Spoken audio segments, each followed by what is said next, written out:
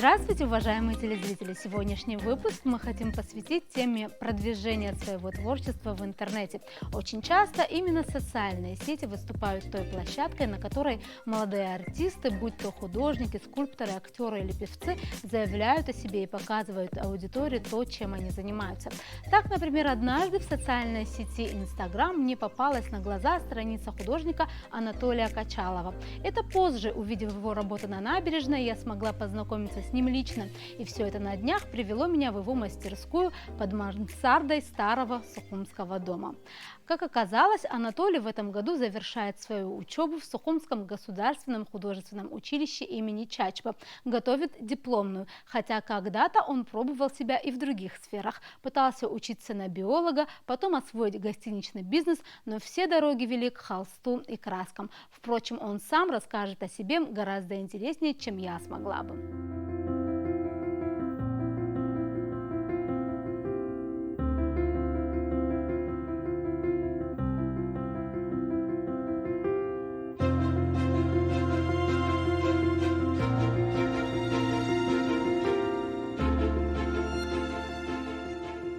Как я вижу, это та набережная, на которой мы с тобой познакомились, да? Да, это да. Твоя дипломная работа? Тема, да, дипломная работа шахматиста.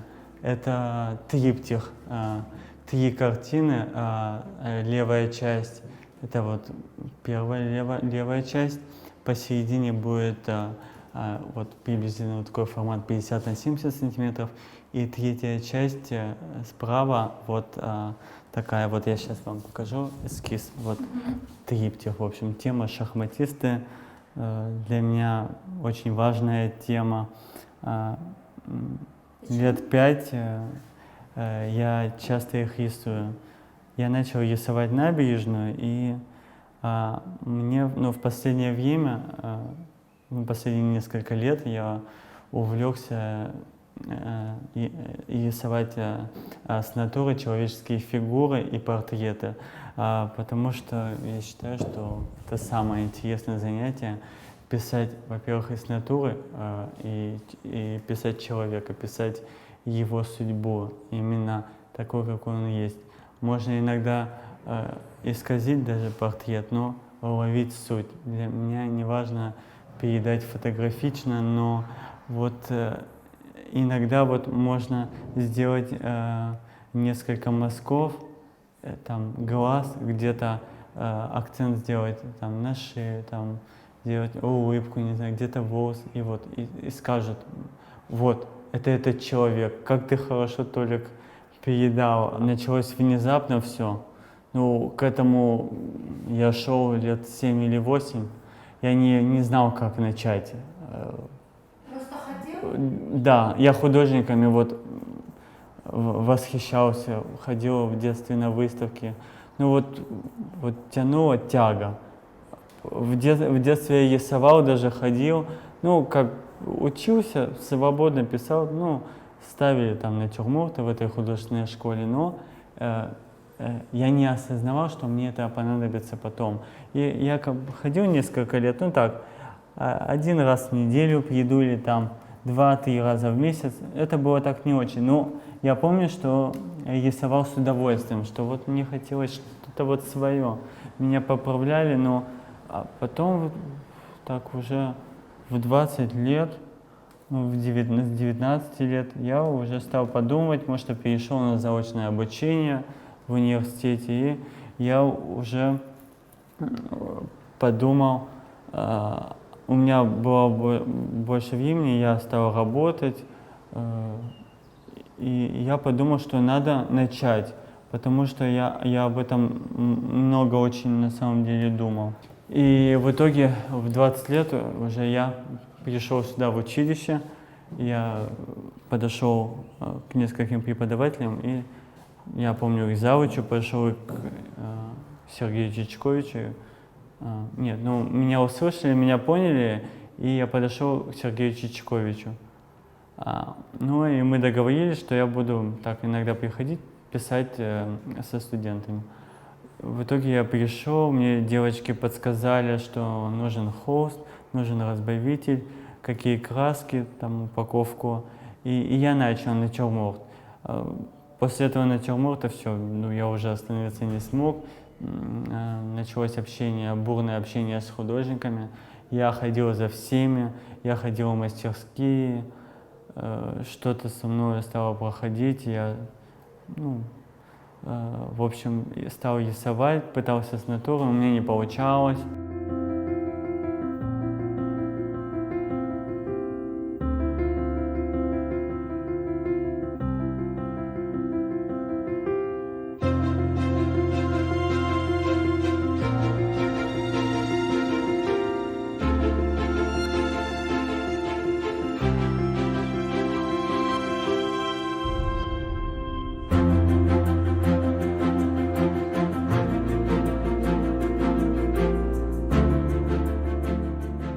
Невозможно, чтобы это место не вдохновляло, потому что видны крыши, старые дома сухумские, даже сгоревший Совет Министров может что-то подсказать. Иногда бывает так, что помимо живописи и графики я снимаю просто для себя, мне интересен сам процесс. Ну, на телефон пока. Фотографии. Да, фотографии, люблю фотографии. А ты сухумчанин, ты здесь родился, вот какое у тебя ощущение Да, города? Расскажи. сухумчанин. Ну, мы были беженцами. Я родился в Краснодарском крае. Ну, мои все здесь отсюда, сухумчане. Мама уроженка Нового Афона, но мы все здесь. И мы вернулись, мне было 2 недели. Я там 2 недели, можно сказать, пожил, и мы приехали, все, закончилось, детство и так далее. Но впечатление очень хорошее. А с каждым годом вот эта концентрация насмотренности кусочков архитектуры, элементов, меня привлекают здания с куполами, например, такие как гостиница Рица или вот здания у кафе «Пингвин». Я их часто изображаю в своих работах.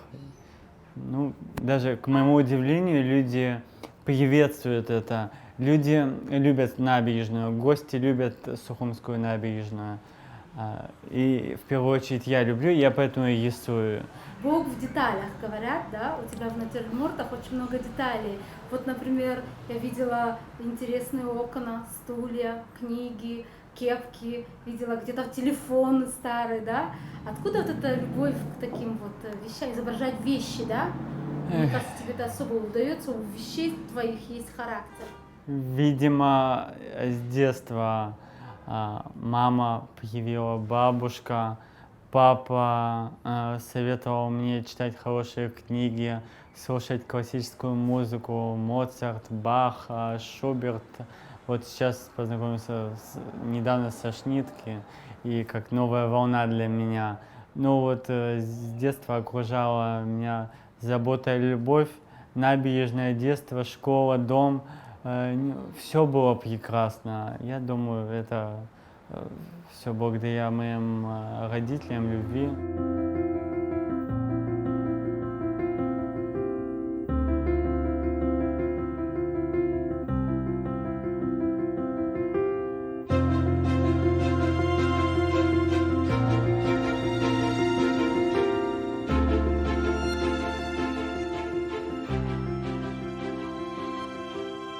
Часто я довольно-таки изображаю себя. Например, к сожалению, не получается всегда найти модель, договориться, но всегда под рукой зеркало, краски, можно удобно расположиться, и вот как бы можно так делать, и потом уже экспериментировать, что-то дорабатывать. Краски, они совсем другие, чем я когда себя вижу в зеркале, потому что все-таки живопись — это эксперимент, ты никогда не знаешь, что будет дальше. Вот это желание тебя может не останавливать всю жизнь. Вот я вот размышлял по этому поводу. Видимо, из-за этого художники жертвуют всем, не создают семьи, потому что им важно только это.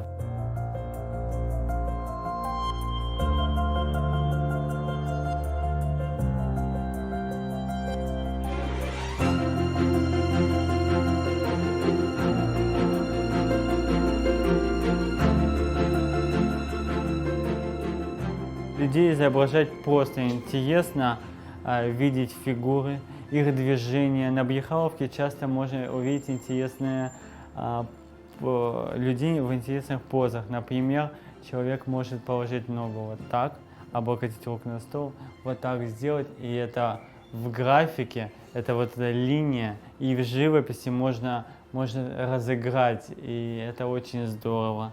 Из портретов, которых я вот людей писал, покажу. Вот человека писал с натуры, вот 2 портрета, это сразу же в один заход, вот и вот. Потом я писал старых также, ну это вот старые сухумчане. И Кто это, расскажи? это племянник Фазилия Искандер, Риза? да, и Киров Магакян.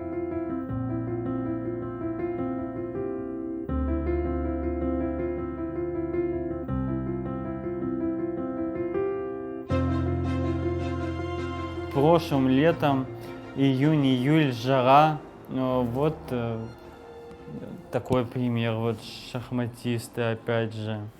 Я часто добавляю им шляпы и искажаю форму, удлиняю головы. Они себя не узнают, некоторые, конечно, смеются. И часто я вообще бы не хотел, чтобы люди знали, что я их рисую или пишу. Когда они видят это, я либо сделаю вид, что я там просто думаю о чем-то и смотрю на мои. Ну, это незаконченная работа. Но человек, не каждый человек поймет, не каждый. А кто-то скажет, да, пожалуйста, без проблем, рисуй, даже может сам предложить попозировать. Такое тоже может быть. Видя человека, ощущая энергетику, выходя вообще на пленэр и впитывая воздух, атмосферу, особенно лето, для художника это отдельный мир. Почему? Летом, потому что летом все дышит, летом все цветет, небо, море, птицы по утрам в 3 часа они уже поют. Можно, я вот иногда просыпаюсь и наблюдаю за ними, они сидят на проводах и поют замечательные песни. Это здорово. Все оживает летом.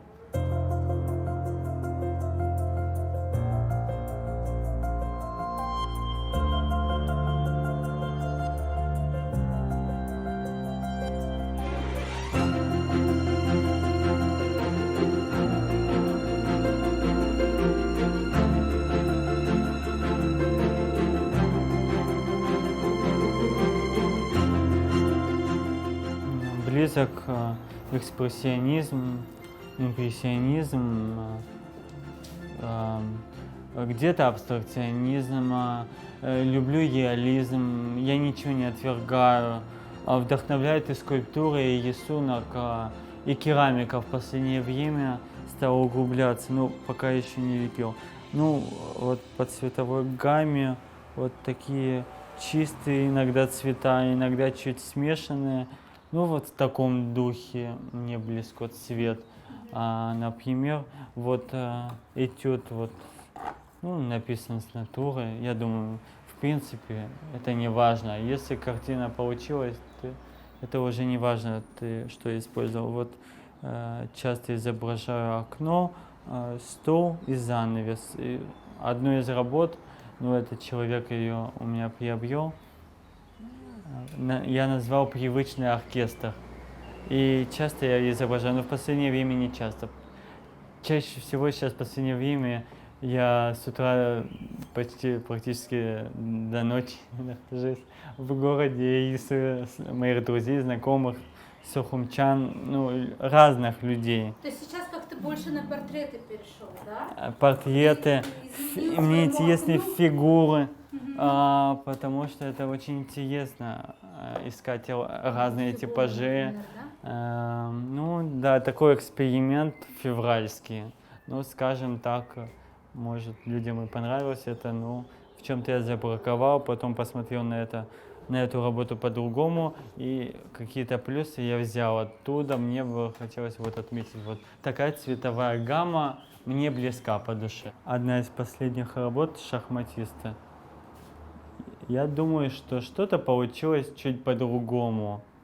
Ну, это очень важно, когда даже ты продвинулся на сантиметр вперед. Да, критика важна, и все-таки иногда надо себя тоже где-то подбодрить, потому что, ну, только ругать себя глупо, нужно все, нужны разные эмоции, чтобы это все перемешалось, чтобы что-то получилось. Без этого никак. Интернет-продвижение так устроено, что даже если у тебя есть не очень активный профиль, на котором всего 2-3 фотографии, но ты творческий человек, и то, что ты делаешь, нравится людям, приходя в твою мастерскую, видя твои работы, другие пользователи сети начинают отмечать твою страницу, таким образом расширяя твою аудиторию. Именно так я однажды случайно вышла на страницу скульптора Тимура Ахуба. Это потом уже оказалось, что они дружат с Анатолием, оба учились в художественном училище, часто тут видятся, а Тимур тут даже работает. Ему всего 23 года, а впервые он пришел сюда в 11 лет. Сегодня у него уже порядка 30 своих работ и даже есть первый ученик. В тот момент, когда мы пришли в училище пообщаться с ним, занятие с учеником как раз подходило к концу.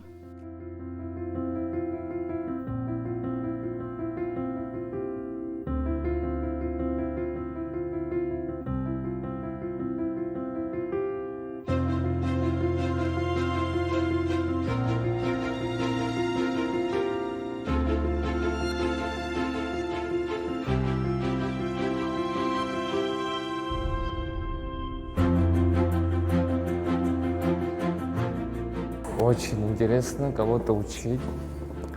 Вот этот парень пришел в 11, ко мне зашел, у меня остался, уже год ходит ко мне, хочет поступать. Настолько я его внушил, что он уже поступать будет сюда. Я буду гордиться, что он поступит и закончит, и дальше будет продолжать. Когда я с ним работаю, мне нравится, он объясняет все, помогает мне, если не так что-то. Вот, и он, когда дает домашнее задание, я делаю, приношу, если что-то не то, он показывает все, вот, где находятся кости, мышцы, все такое. Также я делаю другие фигуры, бюсты, тело человека и многие другие.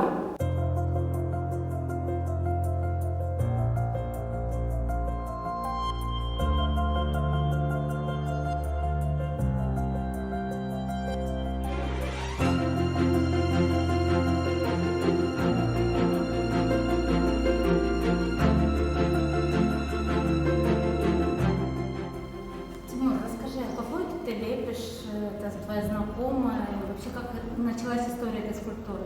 Но у меня есть соседка, Ляна зовут ее, очень красивая женщина. Ну, как-то я решил вылепить ее, попросил, она добро дала. И как-то мы сюда зашли, я быстро каркас сделал, глину быстро взял, полепил ее.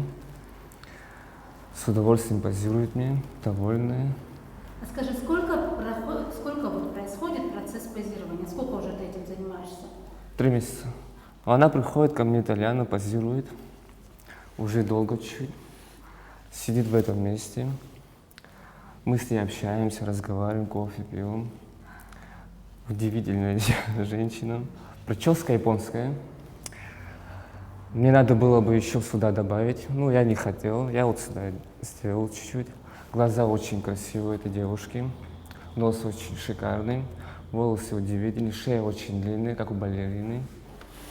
Вот, смотрите. Все специально. Шея очень красивая. И в жизни красивая эта девушка. Уши маленькие. Глаза карие. Губы нежные у нее. Тимур, расскажи, пожалуйста, откуда ты, где ты родился, кто твоя семья и почему вот как-то ты стал лепить, выбрал такой путь, стал скульптором, пытаешься стать скульптором, тебе только 23 года. Дедушка у меня архитектор был, бабушка тоже архитектор. Меня сначала отправили в музыкальное училище, я там 3 недели побыл. Потом Нелли Бжаня меня отправила сюда, и меня занесло сюда. Тут были великие люди, тут мастера, тут мой директор Амиран Адлиба был, он меня принял и всему обучал, к лепке, там, к рисованию. Там. Потом он меня пригласил, я поступил сюда, я с удовольствием закончил. Благодаря ему я вот здесь стою. Ты был еще ребенком, Конечно, когда сюда. таким мелким пришел. Да, то есть ты тогда просто приходил, но еще не учился, получается? Не, просто приходил. Приходил? После школы. Ну а что ты здесь делал? Смотрел, может быть, за кем-то? Вот расскажи об этом времени, как ты первый раз сюда пришел? Как? Что ты видел, за кем ты наблюдал? Я пришел сюда таким маленьким, тут студенты взрослые были, я смотрел, что они делают, потом они мне показывали, учили, потом мастера приезжали, потом директор что-то показывал. И так тихо-тихо я как-то начал понимать это все. Как ты выбираешь тех людей, которых хотел бы лепить? Все равно, как По это красоте. происходит? По красоте, ну, для всех людей красота это разная, да? Вот мне кажется, что-то именно, что красивое для тебя? Ну, я люблю, когда у девушек длинные шеи очень. И волосы кучерявые, вот это вот тоже вообще. Я их не фанат. То есть кучерявые волосы и длинная шея. Да. А скажи, ну ладно, а если мужчина? Вот там, какие у тебя определяющие? Вот какого бы, например, вот что-то же есть, что ты думаешь, вот его бы я слепил? Вот что это? Характер, наверное, какой у него.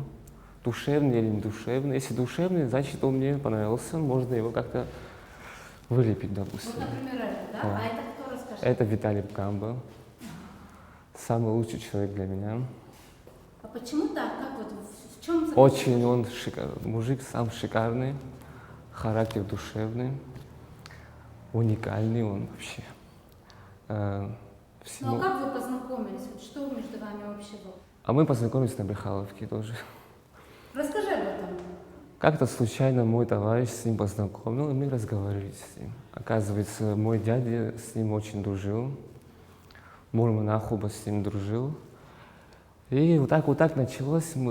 И кто ты, что ты, и все. А потом как ты ему предложил, допустим? Потом как-то он проходил, заходил, смотрел, ему очень нравилось. И я его потом решил, раз человек такой душевный, грех не вылепить. И он приходит сюда, садится сюда, а я его леплю с натурой.